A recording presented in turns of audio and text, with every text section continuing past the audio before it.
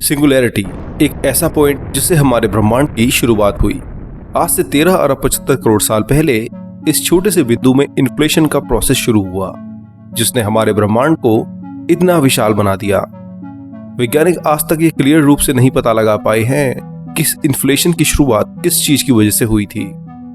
ऐसा माना जाता है कि एक विचित्र वैक्यूम एनर्जी ने हमारे ब्रह्मांड को 1 सेकंड के अंदर 10⁻78 के फैक्टर से एक्सपेंड कर दिया था। पर यह सब कैसे हुआ, यह कोई नहीं जानता।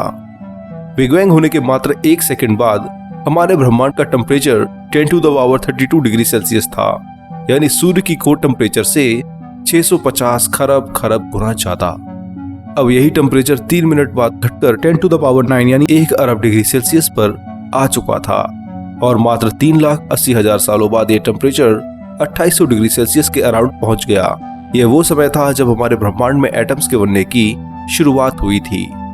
जैसे जैसे समय बीतता गया वैसे वैसे ब्रह्मांड का तापमान और घटता चला गया, और फिर आज यानी 13 अरब 75 करोड़ साल बाद ब्रह्मांड का एवरेज टेम्परेचर -270.4 डिग्री सेल्सियस है, जो दर्शाता है कि लगातार हमारे ब्रह्मांड का एवरेज तापमान घटता जा रहा है। तो ऐसे में क्या आपके दिमाग में कभी यह सवाल आया है कि लगातार 14 अरब सालों से घट रहा ब्रह्मांड का टेम्परेचर आखिर कहां जाकर के रुकेगा, यानी ब्रह्मांड का सबसे कम टेम्परेचर कितना होगा, इसकी फिजिकल लिमिट कितनी होगी, और क्या हो अगर हमारे ब्रह्मांड का एवरेज टेम्परेचर उस लोएस्ट टेम्परेचर के बराबर हो जाए? क्या हमारा ब्रह्मांड इसे रुक जाएगा, या हर कोई फ्रीज हो जाएगा, या फिर कुछ ऐसा विचित्र होगा जो साइंस भी नहीं जानता है? तो इन्हीं सब साइंस की हैरान कर देने वाली बातों को जानने के लिए इस वीडियो को पूरा जरूर देखिए। ये वीडियो बहुत ही ज्यादा इंटरेस्टिंग होने वाला है, इसलिए इसे अंत तक जरूर देखिएगा। आइए अब बिना समय गवाए अपनी ये ज्ञान की यात्रा शुरू करते हैं। 1850 के दशक में पहली बार किसी ने टेम्परेचर को सही से डिफाइन किया था। सर विलियम थॉमसन यानी लॉर्ड केल्विन नाम के एक वैज्ञानिक ने अपनी थ्योरी को टेस्ट करके ये प्रूव किया था कि किसी भी ऑब्जेक्ट की हीट असल में उसमें वाइब्रेट कर रहे मॉलिक्यूल्स होते हैं। ये मॉलिक्यूल्स जितना तेज वाइब्रेट करेंगे, ऑब्जेक्ट उतना ही ज्यादा गर्म होता चला जाएगा। अगर इस वाइब्रेशन को स्लो डाउन किया जाएगा तो ऑब्जेक्ट का तापमान घटने लगेगा। विलियम थॉमसन मैटर को जितना ठंडा हो सके उतना ठंडा करना चाहते थे। अब किसी भी चीज को ठंडा करने के लिए हमें एक ऐसे ऑब्जेक्ट की जरूरत होती है जो उससे भी ज्यादा ठंडा हो। हम खाने की चीजों को ठंडा करने के लिए रेफ्रिजरेटर्स का इस्तेमाल करते हैं। फ्रिज के अंदर मौजूद गैस के मॉलिक्यूल्स खाने में मौजूद हीट एनर्जी को एब्जॉर्ब कर लेते हैं। ऐसा इसलिए ही हो पाता है क्योंकि उनके पास खाने के मुकाबले कम हीट एनर्जी होती है। आपने अपनी छोटी क्लासेस में तो पढ़ा ही होगा कि कोई भी चीज हाई कंसंट्रेशन से लो कंसंट्रेशन की ओर मूव होती है। कुछ ऐसा ही हीट एनर्जी के साथ भी होता है। अगर आप 2 डिफरेंट टेम्परेचर वाले ऑब्जेक्ट्स को एक साथ रखेंगे तो कम टेम्परेचर वाला ऑब्जेक्ट ज्यादा टेम्परेचर वाले ऑब्जेक्ट से हीट एनर्जी को खींच लेगा। अगर ये दोनों ही ऑब्जेक्ट वैक्यूम में रखे हुए हैं तो एक समय ऐसा आएगा जब इन दोनों का तापमान एक समान हो जाएगा, जिससे फिर हीट एनर्जी का एक्सचेंज रुक जाएगा।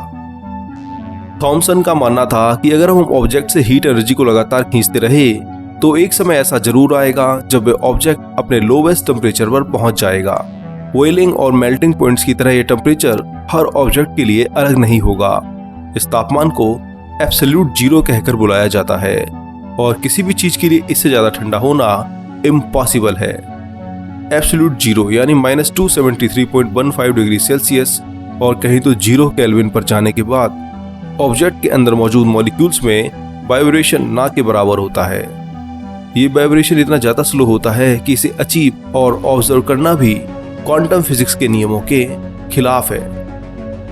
हमारे ब्रह्मांड में मौजूद कोल्डेस्ट नेचुरल प्लेस असल में एक नेबुला है, जिसे बूमरैंग नेबुला के नाम से जाना जाता है। -272 डिग्री सेल्सियस तापमान को होल्ड करने वाला यह नेबुला यूनिवर्स की बैकग्राउंड रेडिएशन से भी ज्यादा ठंडा है। बिग बैंग से निकलने वाली ये रेडिएशन आज 13 अरब 80 करोड़ साल पुरानी हो चुकी है, जिस वजह से इसका तापमान भी ऑलमोस्ट एब्सोल्यूट जीरो तक पहुंच चुका है। आपको जानकर हैरानी होगी कि बूमरैंग नेबुला इस रेडिएशन से भी 2 डिग्री ठंडा है। वैज्ञानिक आज तक किसी भी ऐसी प्लेस को नहीं ढूंढ पाए हैं जिसका तापमान इस नेबुला से कम हो। हालांकि पृथ्वी पर मौजूद साइंस लैबोरेटरीज में वैज्ञानिक एब्सोल्यूट जीरो के बहुत नजदीक तक पहुंच चुके हैं। जैसा कि मैंने आपको पहले ही बताया था कि किसी भी ऑब्जेक्ट को एब्सोल्यूट जीरो तक ठंडा करने के लिए हमें उससे भी ठंडे ऑब्जेक्ट की जरूरत पड़ेगी, जो बेसिकली इम्पॉसिबल है। लेकिन एब्सोल्यूट जीरो के बहुत नजदीक तक पहुंचने के लिए वैज्ञानिक एक्सपेंशन नाम की टेक्निक का इस्तेमाल करते हैं। जैसा कि हम सब जानते हैं कि गैस में मॉलिक्यूल्स मौजूद होते हैं जो बहुत हाई फ्रीक्वेंसी पर वाइब्रेट करते हैं। अगर इन मॉलिक्यूल्स को एक दूसरे से अलग किया जाए तो इनकी वाइब्रेशन में एक बड़ी गिरावट देखने को मिलती है। वैज्ञानिक इसी वाइब्रेशन को कम करते करते यानी गैस को एक्सपेंड करते हुए एब्सोल्यूट जीरो के माइक्रो डिग्रीज तक पहुंच जाते हैं। इतने लो टेम्परेचर पर जाने के बाद चीजें बहुत अलग तरीके से बिहेव करने लगती हैं। इन्हीं चीजों पर स्टडी करने से वैज्ञानिकों को ब्रह्मांड के फ्यूचर के बारे में काफी अहम जानकारी मिल जाती है। जैसा कि हम सब जानते हैं कि यूनिवर्स बहुत तेज गति से एक्सपेंड हो रहा है। इसमें मौजूद एम्प्टी स्पेसेस असल में पूरी तरह से एम्प्टी यानी खाली नहीं है। उनमें एक तरह की इंटरेस्टिंग एनर्जी मौजूद है, यानी एक ऐसी एनर्जी जिसे स्पेस से अलग नहीं किया जा सकता है। इस एनर्जी को डार्क एनर्जी के नाम से बुलाया जाता है और यह ब्रह्मांड के 68% हिस्से को घेरे हुए है। डार्क एनर्जी स्पेस को मल्टीप्लाई होने में मदद करती है, जिससे ब्रह्मांड का एक्सपेंशन होता है। वैज्ञानिक बताते हैं कि इसी डार्क एनर्जी के कारण हमारे लोकल ग्रुप के बाहर मौजूद हर गैलेक्सी और गैलेक्सी क्लस्टर्स हमसे लाइट की स्पीड से भी तेज एक्सपेंड होते जा रहे हैं। स्पेस के इसी तरह एक्सपेंड होने की वजह से एक समय ऐसा भी आएगा जब हमारे आसमान में तारों का दिखना कंप्लीटली बंद हो जाएगा। उनके और हमारे बीच इतनी डिस्टेंस क्रिएट हो चुकी होगी कि लाइट का हम तक पहुंचना लगभग इम्पॉसिबल होगा। ये जानकर आपके होश उड़ जाएंगे कि ब्रह्मांड में मौजूद 94% आकाशगंगाएं आज ऑलरेडी हमारी पहुंच से हमेशा के लिए बाहर हैं। वे हमसे इतनी तेज स्पीड से दूर जा रही हैं कि अगर हम लाइट स्पीड से भी इन पर ट्रैवल करने की कोशिश करें तब भी हम उन पर कभी भी नहीं पहुंच पाएंगे। मानव जाति अगर अनंत काल तक भी जीवित रहे तो भी वो इन गैलेक्सीज पर कभी नहीं जा पाएगी।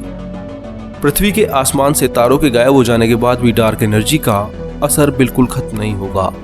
तारों को एक दूसरे से दूर करने के बाद अब डार्क एनर्जी सोलर सिस्टम पर अपना असर दिखाएगी। धीरे धीरे पृथ्वी और सूर्य के बीच की डिस्टेंस बढ़ने लगेगी और पूरा का पूरा सौरमंडल इससे बिखर जाएगा। लाइट और गर्मी ना होने की वजह से पृथ्वी पर मौजूद 99% जीव जंतु विलुप्त हो जाएंगे, जिनमें से एक हम इंसान भी होंगे। इतना सब करने के बाद भी डार्क एनर्जी का असर रुकेगा नहीं। तब तक वह इतनी ज्यादा पावरफुल हो चुकी होगी कि तारों और ग्रहों को भी बिखेरना शुरू कर देगी।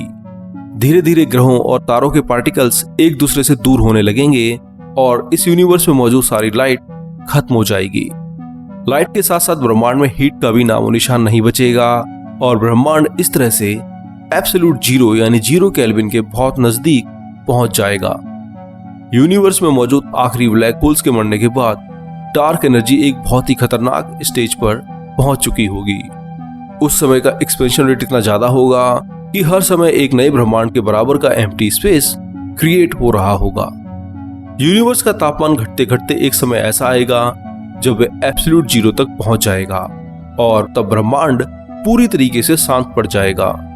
ये ब्रह्मांड की मृत्यु होगी, जिसे वैज्ञानिक हीट डेथ या बिग फ्रीज कहकर बुलाते हैं। हालांकि इससे आपको घबराने की जरूरत नहीं है। ऐसा होने में अरबों खरबों साल लग जाएंगे, जो कि इंसान की लिमिट से बहुत ज्यादा है। हमारे ब्रह्मांड का अंत होना तो निश्चित है, पर ऐसा आने वाले कई अरबों खरबों साल तक नहीं होगा, इसलिए हमें घबराने की कोई जरूरत नहीं है। लेकिन मैं आपको एक ऐसे सिनारियो पर ले जाना चाहता हूँ जिससे आपको एब्सोल्यूट जीरो के बारे में और ज्यादा पता चल जाए। तो आइए इस सिनारियो को एक्सपीरियंस करने के लिए हम पृथ्वी पर 5 सेकंड के लिए एब्सोल्यूट जीरो के बराबर का टेम्परेचर कर देते हैं और फिर देखते हैं कि इस टेम्परेचर पर आखिर पृथ्वी और हमारा क्या होगा। पृथ्वी पर आज तक का लोवेस्ट टेम्परेचर 1983 में अंटार्कटिका पर रिकॉर्ड किया गया था। 184 केल्विन यानी -89.2 डिग्री सेल्सियस का यह टेम्परेचर एब्सोल्यूट जीरो के नजदीक भी नहीं है। वैज्ञानिकों के मुताबिक रूम टेम्परेचर पर पार्टिकल्स के मूव होने की एवरेज स्पीड 1800 किलोमीटर प्रति घंटा होती है। जैसा कि मैंने आपको पहले ही बताया था कि टेम्परेचर का डायरेक्ट रिलेशन एक ऑब्जेक्ट में मौजूद पार्टिकल्स की काइनेटिक एनर्जी से होता है। पार्टिकल जितना तेज मूव करेंगे, ऑब्जेक्ट का तापमान उतना ही ज्यादा होगा, और जैसे जैसे पार्टिकल्स की गति कम होती जाएगी वैसे वैसे ऑब्जेक्ट का तापमान भी घटता चला जाएगा। पृथ्वी पर 0.0001 केल्विन यानी वर्ष से भी करोड़ों अरबों गुना कम टेम्परेचर पर पार्टिकल्स की average speed 0.18 kilometre per hour हो जाएगी। रूम टेम्परेचर से 1000 गुना कम स्पीड होने की वजह से पृथ्वी पर होने वाला ऑलमोस्ट हर केमिकल रिएक्शन रुकने की कगार पर होगा। अब ये सुनने में भले ही भयानक ना लगे, लेकिन मैं आपको याद दिला दूं कि हमारा शरीर भी केमिकल रिएक्शंस की वजह से ही फंक्शन कर पाता है। हमारे ब्रेन में अरबों न्यूरॉन्स मौजूद हैं जो एक दूसरे से कम्युनिकेट करने के लिए केमिकल रिएक्शंस का ही इस्तेमाल करते हैं। तापमान के घटने का मतलब होगा इन केमिकल रिएक्शंस का ऑलमोस्ट स्टॉप हो जाना और हमारे ब्रेन और बॉडी का फंक्शन ही ना कर पाना। लेकिन इतना लो टेम्परेचर होने के बावजूद भी केमिकल रिएक्शंस पूरी तरह से नहीं थमेंगे। वैज्ञानिकों के मुताबिक इतने लो टेम्परेचर पर मैटर बहुत अलग तरीके से बिहेव करने लगता है। आप सभी ने मैटर की 3 मेन स्टेट्स के बारे में पढ़ा होगा, लेकिन इस स्टेज पर आने के बाद मैटर एक नए स्टेट को फॉर्म करने लगता है जिसे बोस-आइंस्टाइन कंडेंसेट कहा जाता है। इसमें मैटर के पार्टिकल्स आपस में कंबाइन होकर लम्प्स की फॉर्मेशन करने लगते हैं। ये लम्प्स यानी उठाव अलग अलग पार्टिकल्स में बने होने के बावजूद एक सिंगल एटम की तरह ही बिहेव करते हैं, जिस वजह से मैटर बहुत विचित्र तरीके से बिहेव करने लगता है। ये आम प्रैक्टिकल मैटर से बहुत ही ज्यादा विचित्र है। एब्सोल्यूट जीरो के नजदीक पहुंचने के बाद शरीर में इसी मैटर की फॉर्मेशन शुरू हो जाएगी। वैसे तो ये होना इम्पॉसिबल है, लेकिन अगर आप पूरी तरीके से बोस-आइंस्टाइन कंडेंसेट स्टेट में चले जाते हैं तो आप बिल्कुल पानी की तरह फ्लो करने के काबिल हो जाएंगे। 5 सेकंड तक एब्सोल्यूट जीरो पर रहने की वजह से पृथ्वी पर होने वाली कई सारी एक्टिविटीज थम जाएंगी। इसके बाद जब दुनिया वापस से शुरू होगी तो कोई भी कॉम्प्लेक्स लाइफ जीवित नहीं बची होगी। आज भी एब्सोल्यूट जीरो के कॉन्सेप्ट को क्लियरली समझने की कोशिश की जा रही है। हम इसके बारे में काफी हद तक जान चुके हैं, लेकिन अभी भी कुछ ऐसे सवाल हैं जिनका जवाब वैज्ञानिकों के लिए बहुत इंपॉर्टेंट है। दोस्तों, आज के इस वीडियो के लिए बस इतना ही। आपको वीडियो कैसा लगा और किस पार्ट ने सबसे ज्यादा हैरान किया, मुझे कमेंट करके जरूर बताएं। और इसके अलावा आप हमारी वेबसाइट विज्ञानम.com पर भी विजिट कर सकते हैं, जिसमें आपको यूनिवर्स के ऊपर हजारों आर्टिकल्स मिल जाएंगे जो आपको एकदम अपडेटेड रखेंगे और आपको कभी भी कोई कंफ्यूजन नहीं होगी। तो आप वेबसाइट जरूर विजिट करें और अपने दोस्तों को भी शेयर करें। तब तक के लिए आप मुझे इजाजत दीजिए और वीडियो को लाइक, शेयर, कमेंट के साथ चैनल को भी सब्सक्राइब कीजिए। मैं मिलूंगा अगले हफ्ते एक और मजेदार वीडियो के साथ। तब तक के लिए धन्यवाद। जय हिंद। आपका दोस्त शिवम।